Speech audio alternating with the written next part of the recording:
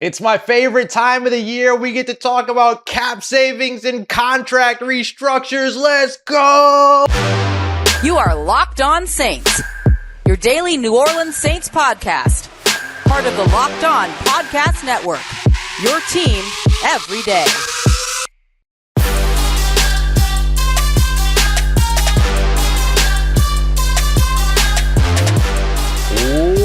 What is good, Who Dat Nation and Who Dat family? I'm your host, Ross Jackson, New Orleans native, your New Orleans Saints expert and credentialed member of the media covering those New Orleans Saints, as a senior writer and reporter over at Saints News Network. And on today's episode of Locked On Saints, we're going to take a look back at one of Dennis Allen's comments about the potential of changing some draft fits. We're going to focus on wide receiver and how expanding the wide receiver prototype could give the New Orleans Saints their next big playmaker at the position. We're also going to be taking a look at the offensive coaching staff that's been announced, including a new coach that we hadn't yet heard about, an assistant wide receivers coach that adds a little bit of context to that upcoming conversation around draft fits. But we're going to get everything started today with my favorite topic of all time, salary cap cut downs and contract restructures, as the New Orleans Saints save over $7 million, making a quick move with center Erik McCoy. We appreciate you very much making Locked On Saints a part of your day and a part of your routine, for being here with us as your first listen every day. And of course, for being an everydayer here on the show and as a part of the Locked On Podcast Network, your team every day. Today's episode of Locked On Saints is brought to you by our friends at FanDuel. Make every moment more with America's #1 sportsbook. Right now, new users can get $150 in bonus bets if they win their first $5 bet. Visit FanDuel.com/lockedon to get started. All right, it's that time. Salary cap restructures, contract restructures, salary cap cutting times. If you've not been here with the show before during this time of the season, this is when I get super nerdy, and this is when I get big time into contract numbers and things like that and breaking it down for you. This is like one of my favorite things in the world to do. So let's get it. So, New Orleans Saints, somewhere around, let's call it $75 to $85 million over the salary cap. In order for them to get under the salary cap, it's going to be much easier for them to keep players around rather than cut players. So usually you're talking about teams that are looking at like, okay, what player can we cut to save a little bit of money and things like that. There's not a lot of those options for the New Orleans Saints because of how they manage their salary cap. They have an allocation of dead money that they pull into the next year and into future years every year. There's basically a percentage, doesn't really matter whose names are there for them. It's just kind of a percentage of money that they roll over and all that kind of stuff and kind of,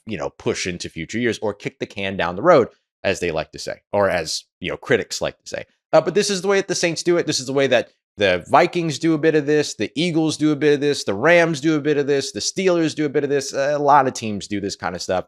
So today, what the New Orleans Saints did this morning, Thursday morning, was save $7.18 million against the salary cap and their overage by restructuring Erik McCoy's contract. Now, Erik McCoy was an obvious restructure candidate. He's only 26 years old. He's only been in the league since 2019. He's one of their best players on the offensive line. He's one of their best young, talented players. He's not going anywhere. They just gave him a fresh contract the year before. Like, this is the perfect contract to restructure, because some of the critiques that come in about restructuring contracts is when you restructure your, 33-year-old players or your 34-year-old players and things like that, pushing future money or pushing money into future years for guys that might be around for 1 or 2 more years. That's usually where kind of the dead cap conversation becomes a big problem. This is not that. 26 years old, Erik McCoy's not going anywhere. He was already under contract through 2027 anyway, so this was a good move for them. So how did they do it? How do you take this contract of Erik McCoy's, do something to it, and somehow save $7 million? Here's how it all works. The salary caps of players, or the cap hits of players, are usually made up of a couple of different things. The first of which is their base salary, so the amount of money that they're guaranteed per year. The other, or not guaranteed, but they're paid per year. And those averages, those aren't an average over the course of a lifetime of the contract. It can raise, it can lower on a year-to-year basis, all that kind of stuff.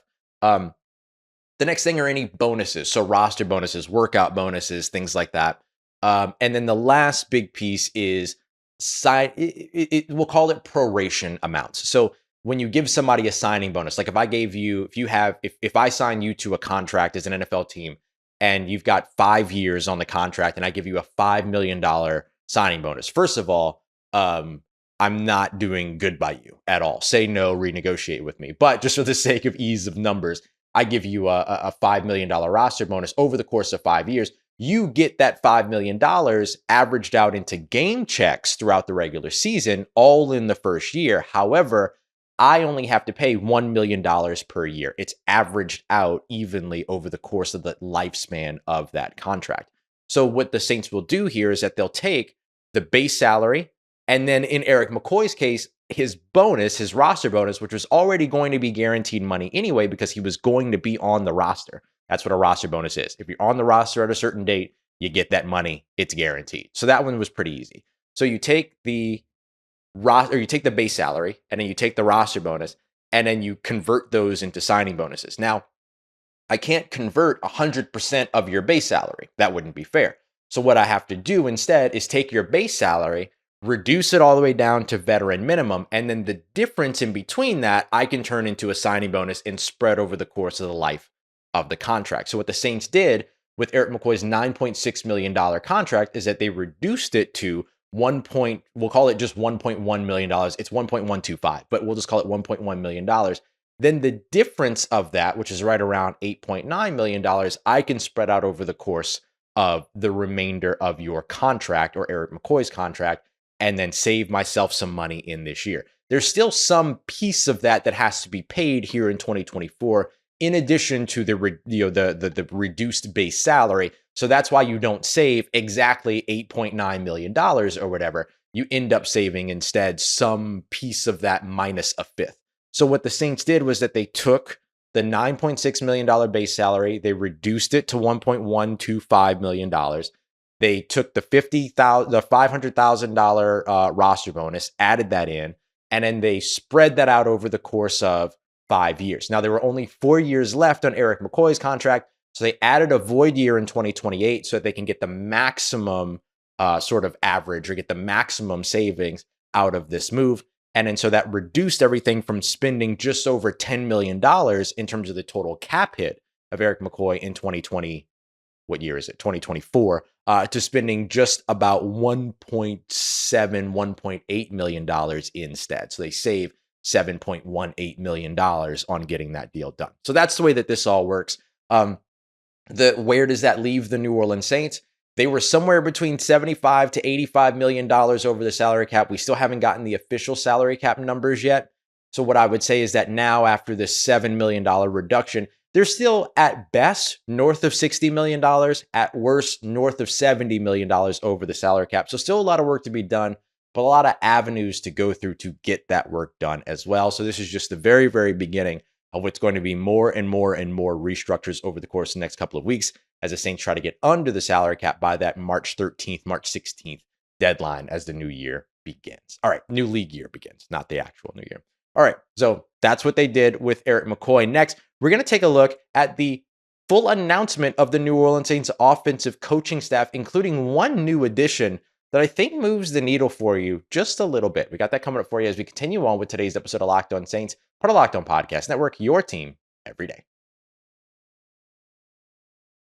This segment is brought to us by our sponsor, BetterHelp. Look, everybody at some point needs the opportunity to get something off your chest, big or small. Certain things can really begin to add up, so it's important to let all that out, especially to somebody that's unbiased in your life. So today, I want to say something about how I feel, and you might be feeling the same way as well. As these New Orleans Saints salary cap restructures begin, I get excited because I love breaking them down and talking about them. However, I also know that it's going to be met with a bunch of folks that don't understand how the salary cap is met, from the big talking networks and things like that, all talking about how the New Orleans Saints are going to have to take their medicine and blah, blah, blah, blah, blah.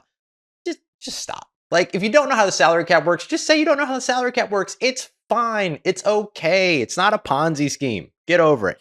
Therapy can be different for everybody, by the way. It's not just everybody, we got bigger problems in our life than our favorite football teams and things like that. And it's important to get those things off your chest every once in a while. So if you've been thinking about therapy, make sure to give BetterHelp a try. It's entirely online. It's built to be flexible and suited to your schedule. Visit BetterHelp.com BetterHelp.com/locked on to get 10% off of your first month. That's BetterHelp, HELP.com/locked on to get started.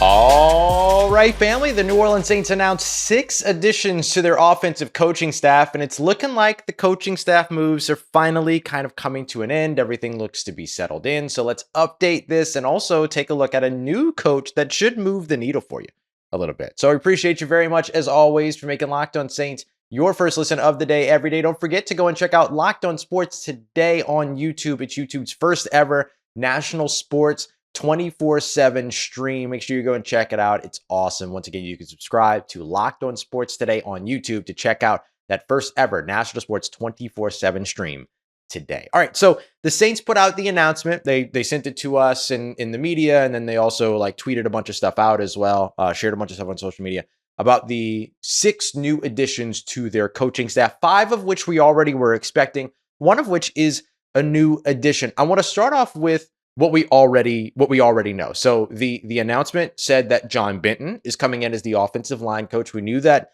was probably one of the first ones. After Klint Kubiak was hired, I think it was Luke Johnson over at NOLA.com had put the news out that very likely John Benton was the guy. He was the top candidate at offensive line coach. He's the guy that comes in and has done some really good work in both the run game and in pass protection in years and years and years with he was with the San Francisco 49ers. He was with the Houston Texans. He was with the New York Jets for a year, things like that. So he's got a really good track record in terms of what it is that he brings in bolstering the run game and bolstering the pass.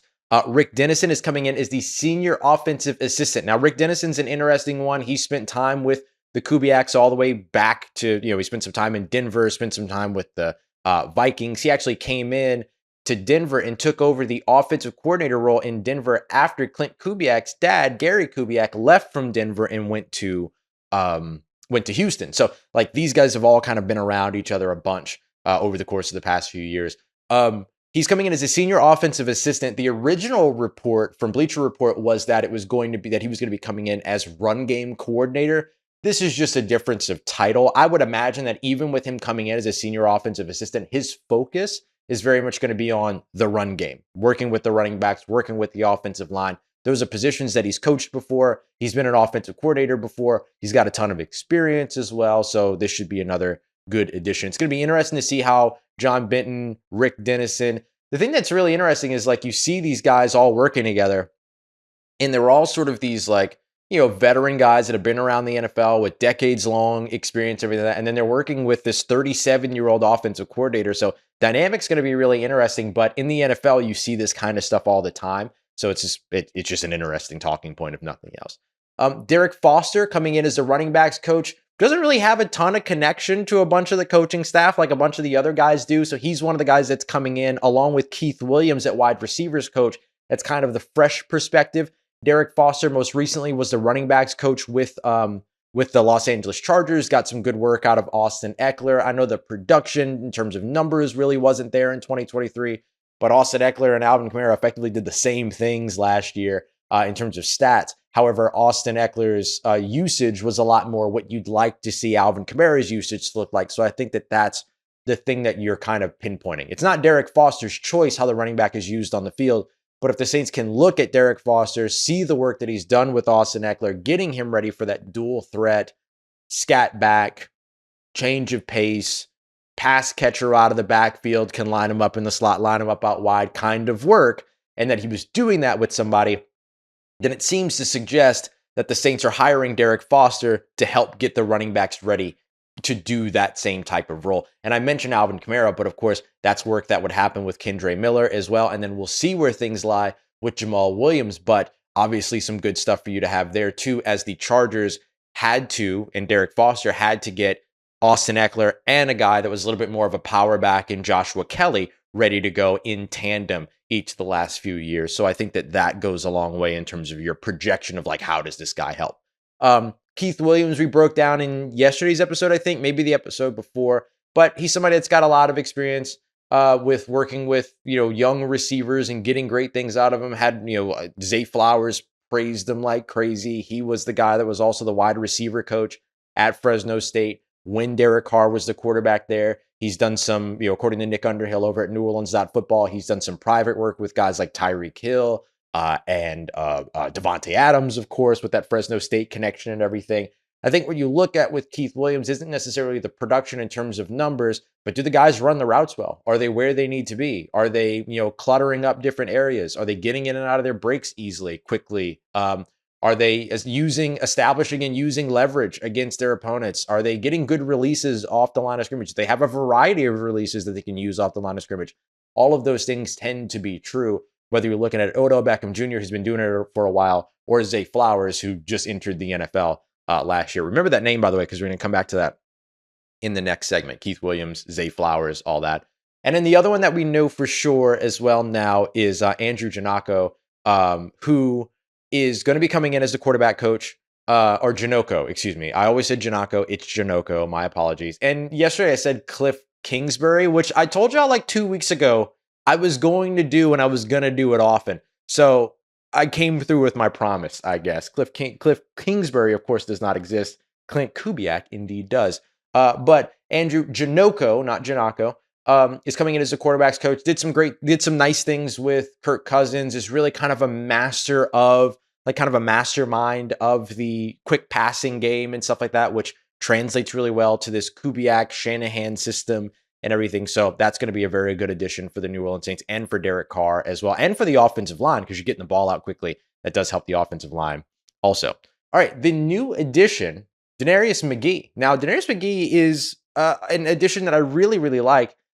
He most recently spent time with the Houston Texans. So if you remember correctly, one of the other top candidates for New Orleans this past year as they were going through that offensive coordinator search was Gerard Johnson, the Houston Texans quarterback coach. One of the things that we liked about that is that Gerard Johnson was working with Bobby Slowick there in Houston, who came from that Shanahan tree. He was connected to the Frank Reich tree coming in with the Colts early on in his coaching career. He was also connected to the Sean McVay tree as well, working with Kevin O'Connell. Now you get a guy at assistant wide receivers coach, a new position for New Orleans here, in McGhee, that was working with the Houston Texans last year and got some really, really good things out of those wide receivers in conjunction with having a rookie quarterback there. Nico Collins looked really good last year as well. He finished with 80 catches, 1,297 yards, and 8 touchdowns. You also saw Tank Dell have, a really, really fun year as well. I know he was dealing with some injuries and things like that as well throughout his time, but he was a guy that came in, sort of had this stature that a lot of people kind of like shook a stick at, 5'8", 165 pounds. And then they were like, oh, well, he's never really going to be able to do anything in the NFL, yada, yada. And then he blew up during the Senior Bowl, blew up more during the Combine, and then got in this past year and had a pretty good season for himself. 47 receptions for 709 yards and 7 touchdowns in only 11 games. Yards per target were at 9.5. I mean, the guy did a lot of really good stuff. So I really like this addition. And I think that the combination of DeNarius McGhee as well as Keith Williams gives you the ideas around how the mold at wide receiver could be changing, which Dennis Allen hinted to in his NFL report appearance earlier this week. So let's get to that now. Let's talk about these wide receivers and what it could mean if the Saints shift the prototype, shift the mold just a little bit, and how it could lead to them landing their next big playmaker at wide receiver. We got that coming up for you as we continue on with today's episode of Locked On Saints, part of Locked On Podcast Network, your team every day. Today's episode of Locked On Saints is brought to you by our friends at FanDuel, America's #1 sportsbook and our official sports betting partner here on the Locked On Podcast Network. Did you know that the New Orleans Saints have the 5th best odds to draft Oregon quarterback Bo Nix? Did you know they also have the 6th best odds, according to FanDuel, to draft Brock Bowers, the big tight end out of Georgia? I'm cool on either of those guys. I'm good. Move on. But if you like those odds, or you want to check out any of the other great NFL draft odds, or of course with the NBA season having tipped off, you can get in on all of the NBA action and of course shoot your shot with America's #1 sportsbook. Because right now, new customers can get $150 in bonus bets by simply winning your first $5 bet. That's $150 if your bet wins, then you can take that and then bet on all your favorite NBA players, teams, NFL draft odds, whatever it is you're looking for, including quick bets, live same game parlays, and more. Just visit FanDuel.com/lockedon to get started today. FanDuel, official sportsbook partner of the NBA. Let's get it, Who Dat Nation. Let's take a look at how the New Orleans Saints potentially reshifting or reframing their prototype at wide receiver could lead to them landing their next big-time playmaker at the position. Appreciate you, as always, for being here with us. Don't forget, we are your team every day. So we're going to continue this conversation in tomorrow's episode. We're going to take a look at quarterback and offensive line, and then, of course, getting you caught up with any big news around the New Orleans Saints as well. So make sure you come back for that in tomorrow's Friday episode here on Locked On Saints. So I want to take a look at something that came up during Saints head coach Dennis Allen's appearance with Steve Wyche as well as James Palmer over on the NFL Report, where he was asked about the NFL draft specifically, though I do think that this applies to free agency too. But he was asked about the NFL draft specifically, about how, like, now having Klint Kubiak, now having this system, now having this offensive coaching staff revamped, reframed, renewed, that they might also revamp, reframe, renew what they look at for draft fits, since the scheme is going to be different. And Dennis Allen was in lockstep with that, kind of agreed with that, discussed sort of how in 2015-16 they did the same thing on the defensive side. So realizing their identity on the offensive side of the football in their new system should lead to some potential changes in draft fits. So if we look at what the Saints prototype has been at the position before, the coaches that they've recently added, and the receivers that they've worked with and excelled with, I think that it gives us a really good idea of maybe what it could look like if the Saints reframed their prototype at wide receiver. Getting Keith Williams, getting DeNarius McGhee, you can see that there's some success there with bigger wide receivers like Rashad Bateman, like Nico Collins, but also some undersized, quote unquote, receivers as well, guys like Zay Flowers, guys like Tank Dell. So let's break it all down. If we think about how the Saints have drafted, really, like, you can go back as far as like Meacham, like Robert Meacham, Devery Henderson, all that. But if we look at how they've drafted in the last decade and a half with wide receivers, there's a trend, right? You think about Meacham, you think about Henderson, you think about Michael Thomas, Marcus Colston, A.T. Perry, even guys like Traquan Smith, Quan Baker, even though he was drafted late in the draft. These are all guys that are 6'1" or more, 200 pounds or more. They're big body X-receiver types. The exceptions have been when there's world-class speed, that's a part of it. Okay, I don't want to call it world-class speed, but when there's dynamic speed that maybe makes you be okay with the size because you're getting the speed. So you think about the two sort of more, I don't want to call them undersized, but more undersized or outside of the framework type of receivers that they've drafted in the recent past. Brandon Cooks, who of course cooked when it came to his speed. Chris Olave, who ran like a 4.39 during his time at the Combine just 2 years ago. Both of those guys, in Brandon Cooks' case, it was a question of height and weight. In Olave's case, not necessarily a question of height, but it was a question of weight. And then he bulked up over the course of the offseason last year, all of those other things. And then they've also been okay with going smaller at undrafted free agent, right? Deontay Harris, now Hardy, guys like Rashid Shaheed, even, a smaller frame, slimmer frame, even though he checks the height box and everything. So you can kind of see where things are a little bit different, or where things get a little bit set. It's either big body or world-class speed. And you can add Deontay Hardy Harris into that. You can add Rashid Shaheed into that without a doubt in terms of world-class speed. So now let's take a look at what guys like Keith Williams and Tank Dell, and DeNarius McGhee have worked with. Zay Flowers, 5'9", 192 pounds, 4.42 speed. Low 4.4s, which is very, very fast, but not the I don't want to say it's not game breaking, but not the 4.3 that we've seen, the 4.3s that we've seen. Chris Olave, Deontay Hardy would be in that category. Rashid Shaheed would probably be in that category as well, for sure, actually. And then Brandon Cooks was in that category. So not necessarily there, but good speed. Tank Dell, 5'8", 165 pounds, very undersized, 4.49 speed. So nearly 4.4, nearly 4.5 when it came to Tank Dell. But they found massive success with both of those receivers in their first years. So now if we think about that and we say, okay, let's expand the Saints prototype and not rule out the sub 5'11", sub 6 foot, sub 200 pound guys, that opens the door for some very, very good players in this year's draft. One of the guys that we've talked about a bunch over the course of this past couple of weeks, really since the Senior Bowl, is Western Kentucky University wide receiver Malachi Corley. Now, Malachi Corley does kind of check some of the boxes, 5'10", so close. 215 pounds, though, stocky build, all that. So I think he maybe at least checks one of the boxes for sure, but doesn't check both. And in previous seasons, maybe the Saints would have passed on that, but we've been talking about how the Saints might need to find their Deebo Samuel type. Malachi Corley's fit in the NFL is his ability to be that Deebo Samuel type, to work out of the backfield. He had the most screen yards out of any player in the country last year when it came to his draft class, all of that. That's a big part of what you're looking for in a Malachi Corley. And now if the draft fits are moving, it gives you the opportunity to get there and to land a big-time playmaker at the position. Let's take a look at another one. We'll go to a hometown guy, Tulane's Jaquan Jackson. 5'9", 190 pounds, had a fantastic practice week over at the Senior Bowl. Looked awesome, constantly making plays, and not just making plays when his quarterback, Michael Pratt, over at Tulane was throwing to him over there in Mobile. He was making plays all week, and he's somebody that I know that the Saints met with. Got another one here. We go with Texas A&M's Aniyah Smith, 5'9", 191 pounds, also a Senior Bowl participant.